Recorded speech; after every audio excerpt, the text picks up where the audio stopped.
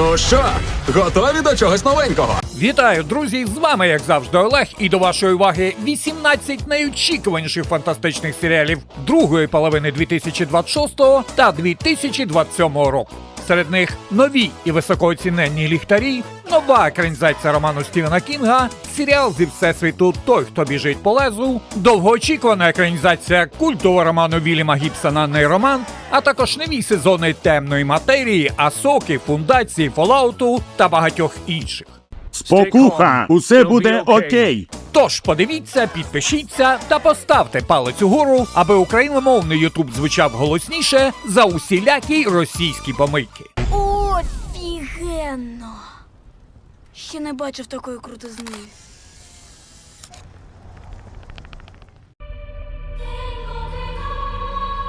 Ця коробка наймогутніша з усього, що коли-небудь створювали. Це брама в іншій реальності. До інших версій нас. Другий сезон американського фантастичного трилера «Темна матерія» продовжує історію серіалу, створеного Блейком Краучем за мотивами його одноіменного роману. Оскільки перший сезон завершив основну історію книги, нові епізоди розповідають оригінальну історію, написану Краучем спеціально для серіалу, і ще більше розширюють світ альтернативних реальностей. До своїх ролей повернулися Джоел Еджертон, Дженніфер Коннелі, Аліс Брага та Джиммі Сімпсон. Це не помилка 13 Джейсонів Десенів?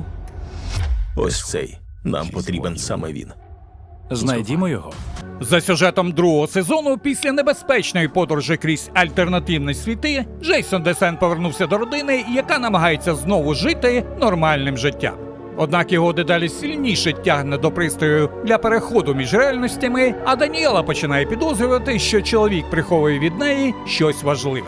Тим часом Аманда та Райан об'єднуються, щоб знайти шлях додому, а Лейтон продовжує використовувати інші світи заради створення ідеальної реальності.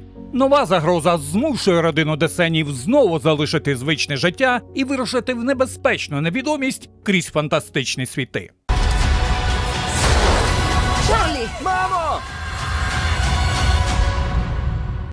Темна матерія. Новий сезон. Я хочу зрозуміти, чому. Усе, чого я хотіла, це просто вчитися, як усі. Я ж нічого тобі не зробила. Новий американський фантастичний горор-серіал «Керрі» – сучасна екранізація дебютного роману Стівена Кінга від Майкла Фланагана, творця «Привиди будинку на пагорбі». Він виступив шоуранером, сценаристом і режисером кількох епізодів, а знайому історію розширив до 8-серійного формату з акцентом на сучасний шкільний булінг і соціальні мережі. Керрі Вайт зіграла Саммер Гауелл, її фанатичну матір Маргарет Саманта Слоєн, а разом із ними Сієна Гудонт, Ембер Міфандер, Меттью Лілард та інші. За сюжетом, після смерті батька Керрі Вайт переходить до звичайної школи, де стає мішенню для жорстоких однокласників. Удома дівчину контролює фанатично релігійна мати Маргарет, яка вважає гріхом усе, чого не розуміє. Після чергового болісного приниження у школі Керрі відкриває в собі телекінетичні здібності і поступово вчиться ними керувати. Та що сильнішими стають ті кляті знущання, то важче дівчині стримувати силу, здатну покарати всіх її кривдників. Найстрашніше, що я і справді могла стати твоєю подругою. Ми помітили те, що останнім часом активність в цих водах незвична. У воді щось є.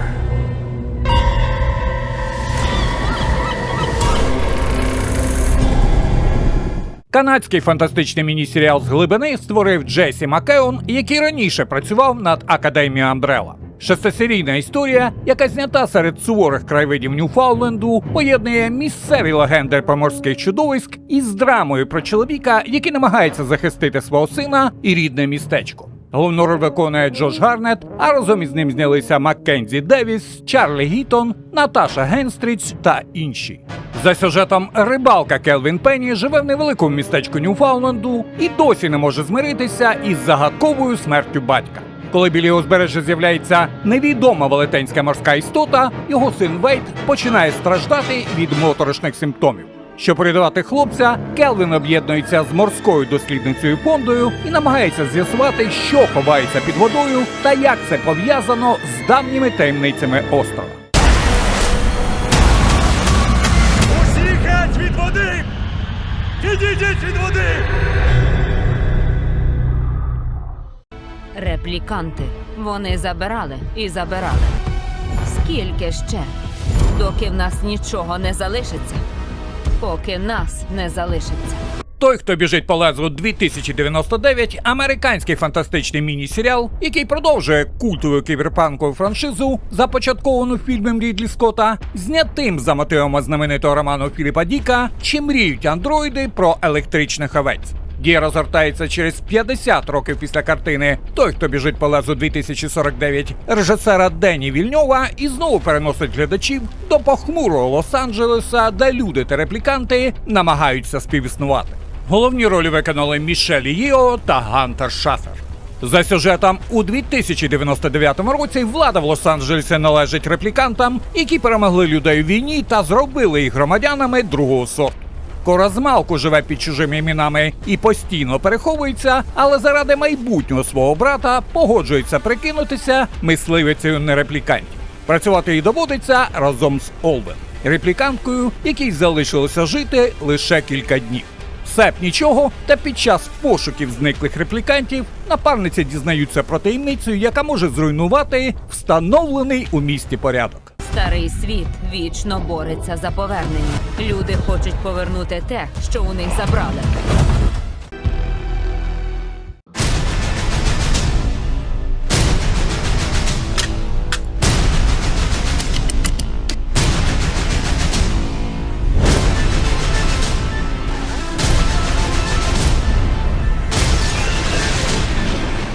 Другий сезон американського фантастичного серіалу «Проблема трьох тіл» продовжує екранізацію культової книжкової трилогії китайського письменника Лю Цісиня «Пам'ять про минуле землі». За словами авторів, у нових епізодах історія стає значно масштабнішою, а боротьба людства із Санті виходить на космічний рівень.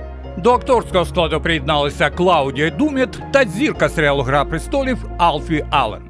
Приготуйтесь до дечого дуже дивного. За сюжетом другого сезону людство готується до вторгнення Санті, флот який дістанеться з землі лише через 400 років. Соул Дюрант у виконанні Джованна Адепо стає одним із учасників проекту «Обернені до стіни». Людей, які мають таємно розробити план боротьби з прибульцями, адже софони стежать майже за кожною дією людства, але не здатні читати думки. Тим часом Джин Чен намагається продовжити боротьбу після провалу проекту «Сходи», а мозок Віла Даунінга залишається загубленим десь у космосі. Щоб порятувати людство, героям доведеться планувати війну на століття вперед і знайти спосіб обманути ворога, який знає майже кожен їхній крок. Санті наближаються, і вам ніяк не вдасться зупинити їх.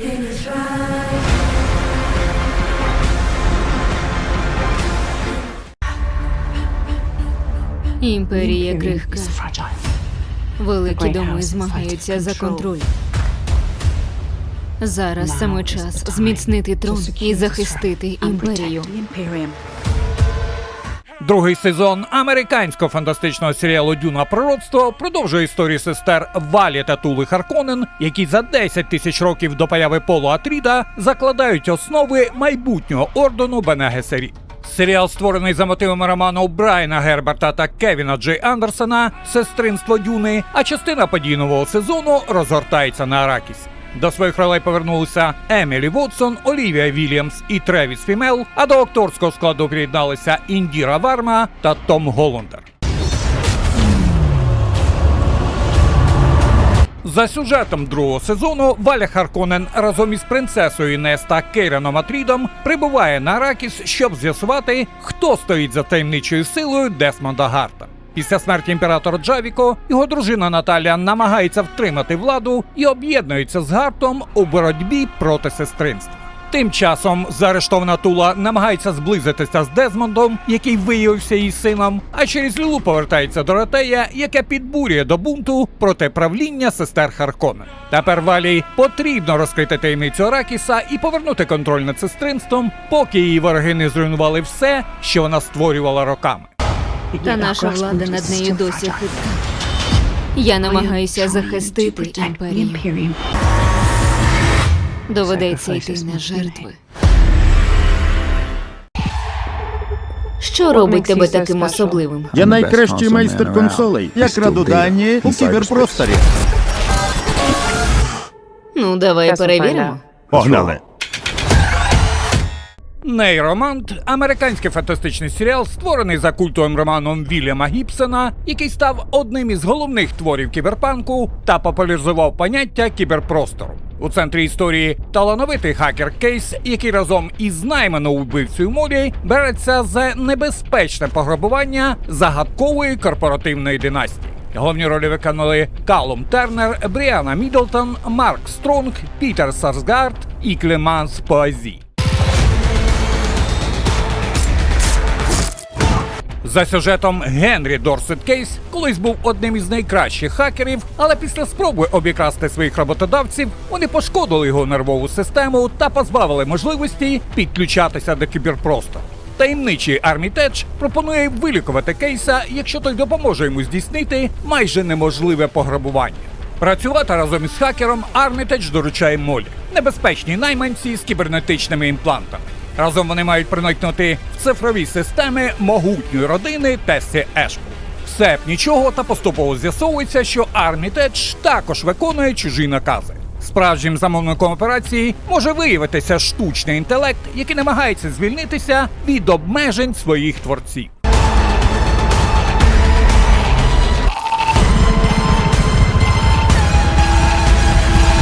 Побачимося на іншому боці. Джек.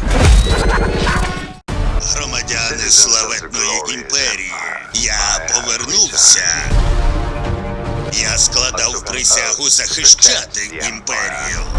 Тому я оголошую війну Альянсу повстанців. Другий сезон американського фантастичного серіалу «Асока» із Всесвіту зоряних війн підхопить історію після фіналу першого, у якому Асока та Сабін залишилися в іншій галактиці, тоді як Гранд Адмірал Траун повернувся додому. До своїх ролей повернулися Розаріо Доусон, Наташа Любордіцо, Ларс Міккельсен і українська акторка Івана Сахно. А Рорі Маккан замінить покійного Рея Стівенсона в ролі Бейлана Скола. У мене було видіння. Що ти бачила? Війну.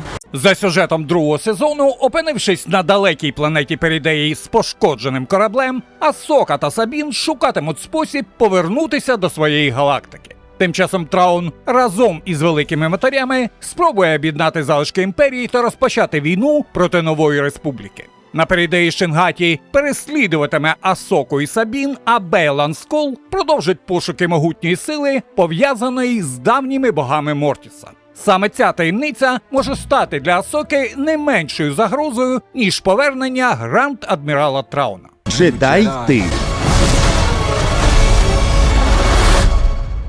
Чи ні?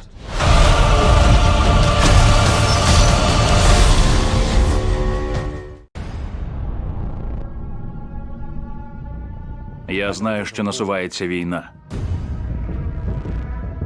Бомби будуть лише початком.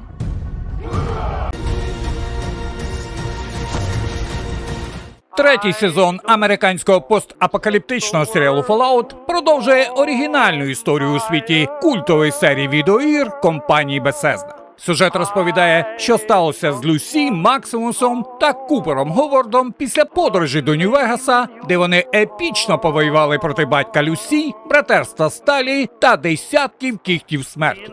До своїх ролей повернулися Елла Пернел, Аарон Мотен, Волтон Гогінс та зірка фільму «Самодома» Маколей Калкін, персонаж якого очолив Легіон Цезарь. Також до акторського складу приєдналися Аарон Пол, Емілі Мортімер та інші. Війна насувається.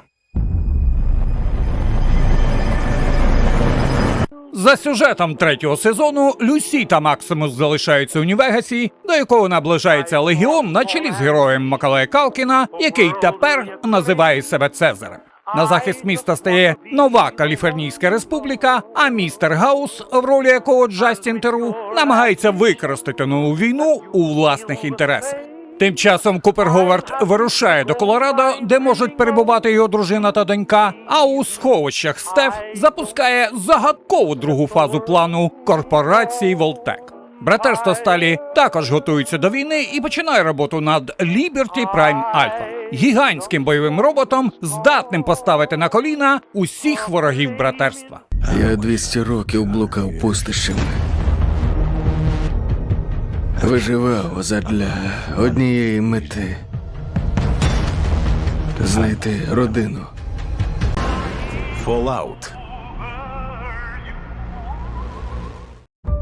Століття тому, коли ми передбачили падіння галактики. Фундацію було створено, аби врятувати людство. Але пітьма, що насувається, завжди була поворотним моментом. Четвертий сезон американського фантастичного серіалу «Фундація» продовжує екранізацію циклу романів Айзека Азімова про занепад галактичної імперії та план Гаррі Селдона зі скорочення майбутнього періоду хаосу. Після фіналу третього сезону династія Клеонів фактично зруйнована, а головною загрозою стає Бейта Меллоу, яка виявилася справжнім мулом. До головних ролей повернулися Луло Белл, Джаред Гарріс, Сіневе Карлсен і Теренс Манн. Скажи, це входило у твій план? За сюжетом четвертого сезону Гал Дорнік після втечі від Бейти Меллоу опиняється сама і має відновити зв'язок із другою фундацією. Бейта зберігає контроль над першою фундацією та використовує здібності Менталіка, щоб зруйнувати план Селдона і підкорити решту галактики. Тим часом брат Темрява намагається втримати залишки імперії, не підозрюючи, що агенти другої фундації вже проникли на Трантор і готують нищівний удар. До того ж, після отриманого сигналу високотехнологічні роботи, які тисячоліттями переховувалися на місяці, вирішують, що, мабуть, настав час розпочати нову війну за власну незалежність. Ось до чого все рухається.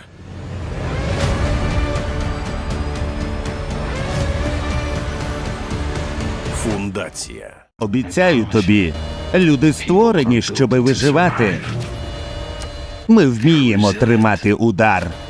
Я зроблю все, щоб захистити те, що збудувала. Третій і фінальний сезон американського фантастичного трилера «Рай» завершує історію агента секретної служби Ксав'єра Колінза та людей, які пережили кінець світу у підземному місті. Після знищення бункера Ксав'єр разом із родиною та іншими вцілілими повертається на поверхню, а головною загадкою продовження стає проект «Алекс» – квантовий штучний інтелект, здатний передбачати майбутнє та впливати на час. До своїх ролей повернулися Стерлінг Браун, Енока Окума, Томас Доерті, а серед нового акторського складу Джуліана Маргуліс. Цей бункер, у ньому є дещо, чого ніхто не знає. Дещо небезпечне. За сюжетом третього сезону, після знищення підземного міста, Ксав'єр нарешті возз'єднується з дружиною Террі та дітьми. Перед загибелью Саманта Редмонд розповідаємо про другий бункер під аеропортом Денвера, де зберігається квантовий комп'ютер Алекс, здатний зупинити катастрофу навіть після того, як вона сталася. Ксав'єр має дістатися туди і активувати систему, адже саме він виявляється таємничим користувачем X. Тим часом Лінк відмовляється від плану знищити Алекс заради своєї новонародженої доньки, а інші вцілілі намагаються почати нове життя на поверхні. Та спочатку Ксав'єру потрібно з'ясувати, чи справді Алекс може врятувати людство, чи його запуск остаточно знищить світ. У мене є план для всіх нас. І справа не лише в бункері. 10, 9, 8, 7, 6, 5, 4, 3, 2, 1. Другий сезон американського фантастичного горор-серіалу «Чужий земля» продовжує історію, створену Ноа Говлі у всесвіті культової кінофраншизи. Події розгортаються за 2 роки до першого фільму «Чужий». Після аварії космічного корабля Венді та інші гібриди взяли під контроль острів Неверленд разом із ксеноморфами та іншими небезпечними істотами, яких могутні корпорації хотіли використати у власних цілях. До своїх ролей повернулися Сідні Чендлер, Тімоті Оліфант, Алекс Лотер і Семюель Бленкін. А до акторського складу приєдналися Пітер Дінклейдж, Трейсі Ульман, Сем Спруел і Джером Флін. Це наче зоопарк, з якого втекли звірі. На цьому кораблі було зібрано 5 форм життя з найтемніших куточків Всесвіту. За сюжетом другого сезону Венді та інші гібриди утримують під контролем Неверленд, а Бой Кавальєр, Кірш, Морроу та Сільвія залишаються їхніми бранцями. Венді вміє спілкуватися з ксеноморфом і хоче використати його, щоб захистити брата Джо та більше не виконувати накази довбаного начальства. Однак на острів уже висаджуються війська корпорації Вейтланд Ютаній, які хочуть повернути інопланетні зразки з корабля Магінот. Тим часом небезпечна істота, схожа на моторошне око, захопила тіло загиблого Артура і перетворила його на свою нову оболонку. Тепер Венді доведеться боротися за Неверленд і з'ясувати, чи справді цей ксеноморф підкоряється їй.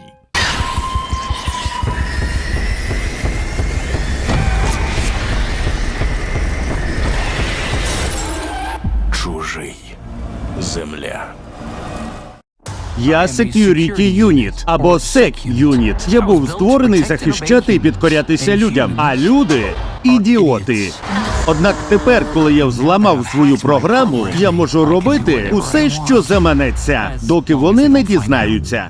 Другий сезон американського фантастичного серіалу «Щоденники вбивцебота» продовжує екранізацію популярного книжкового циклу Марти Велс. У центрі історії залишається бойовий робот-охоронець, який зламав власний модуль керування, здобув свободу волі і тепер сам вирішує, що робити зі своїм життям.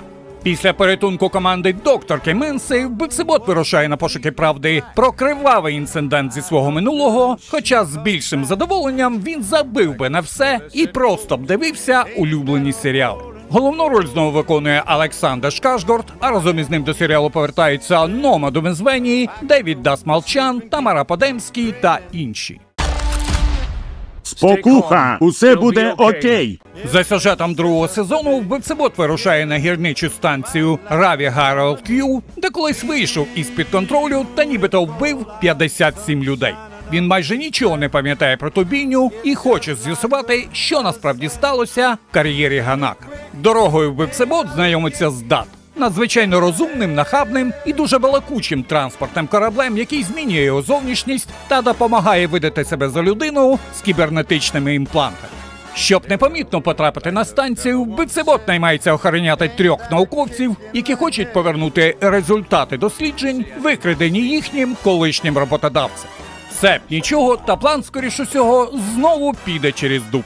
Він називає себе вбивця-ботом. Він машина для вбивств. Вбивця-бот? Припини його так називати, це моторошно. Просто якщо він себе так називає, треба мати повагу.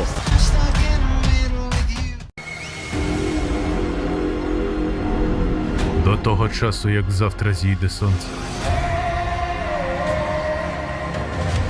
найімовірніше ти помреш. Ти програєш. Третій сезон американського постапокаліптичного серіалу «Останній з нас» продовжує екранізацію відеогри «The Last of Us» частина 2, але тепер показує події очима Еббі Андерсон. Історія повертається до 3 днів у Сіетлі, які відбувалися одночасно з полюванням Еллі на вбивць Джоела, та пояснює, що привело Еббі до їхнього протистояння в театрі. До своїх ролей повернулися Кейтлін Дівер, Белла Рамзі, Ізабела Мерсет, Габріел Луна та Джефрі Райт, а до акторського складу приєдналися Патрік Вілсон, Пітер Сарзаар та інші.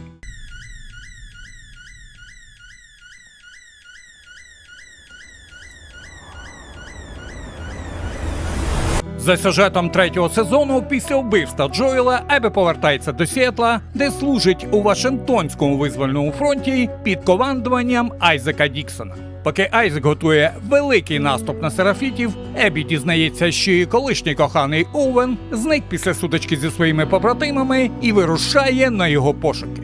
Дорогою вона потрапляє до рук серафітів, але Яра та її молодший брат Лев допомагають їй урятуватися. Щоб врятувати важкопоранену Яру, Еббі разом із Левом має пройти через заражений Сіетл і спуститися до підвалів лікарні, де ховається щурячий король. Гігантська потвора, утворена з великої кількості заражених. Тим часом Елі та Томі продовжують полювати на друзів Еббі, а війська фронту готуються до нищівного нападу на острів Серафітів.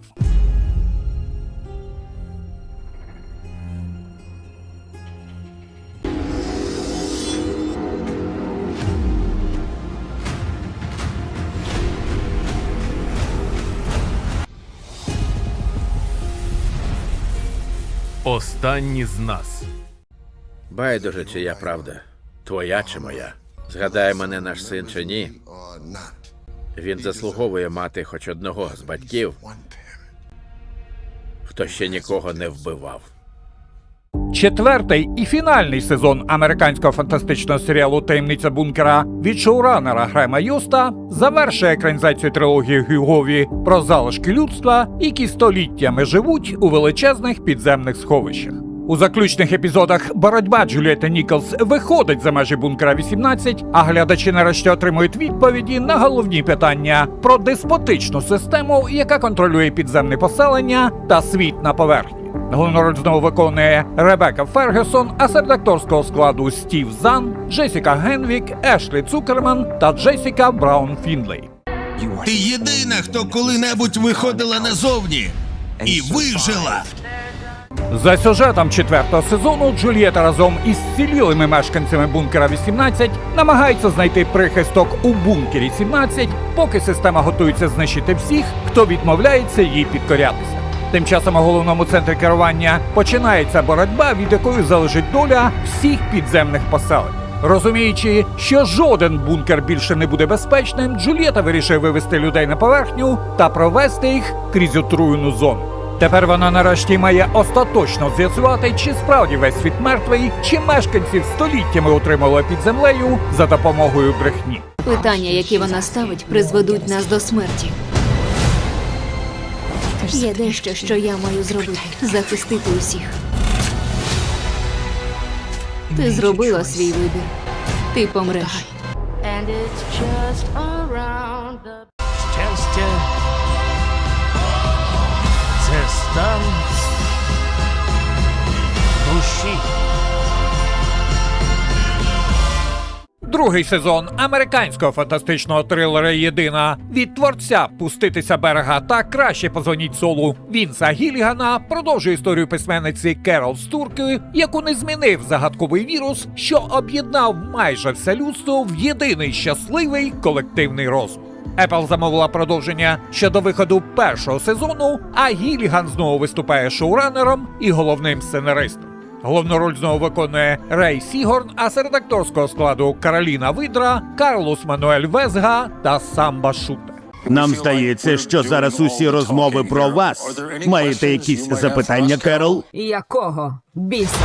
За сюжетом другого сезону Керол повертається до Альбукеркі і погоджується разом із Манусосом шукати спосіб звільнити людей від нав'язаного їм колективного розуму. Вони мають випередити об'єднаних, які хочуть використати заморожені яйцеклітини Керол, щоб отримати стовбурові клітини та приєднати її до себе проти її власної волі. Не погоджуючись на такий варіант подій, Керол привозить атомну бомбу, але поки не зрозуміло, як саме вона її використає. До того ж, вона досі має почуття до Зосі і не хоче знищувати тих, кого намагається повернути до колишнього нормального життя. Якщо я попрошу, ти даси мені ручну гранату? Так. А як щодо базуки? Угу. А як щодо танку? Ще пак.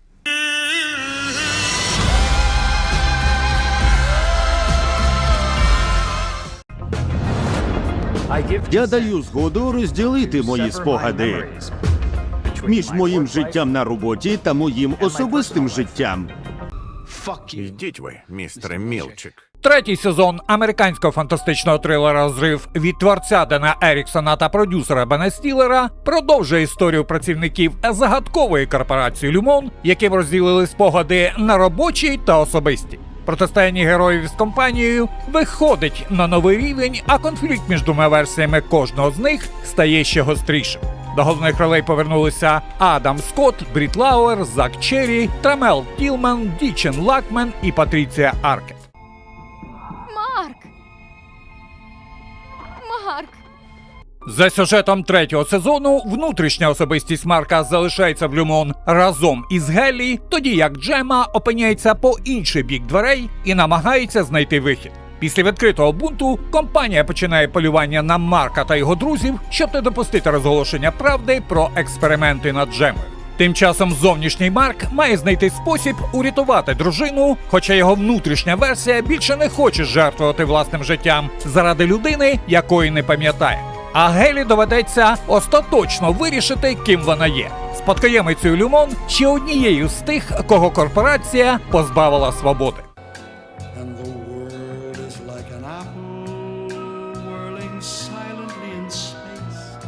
Що було далі? Це зветься інтригою, мамо. Еллі, це зветься обломом.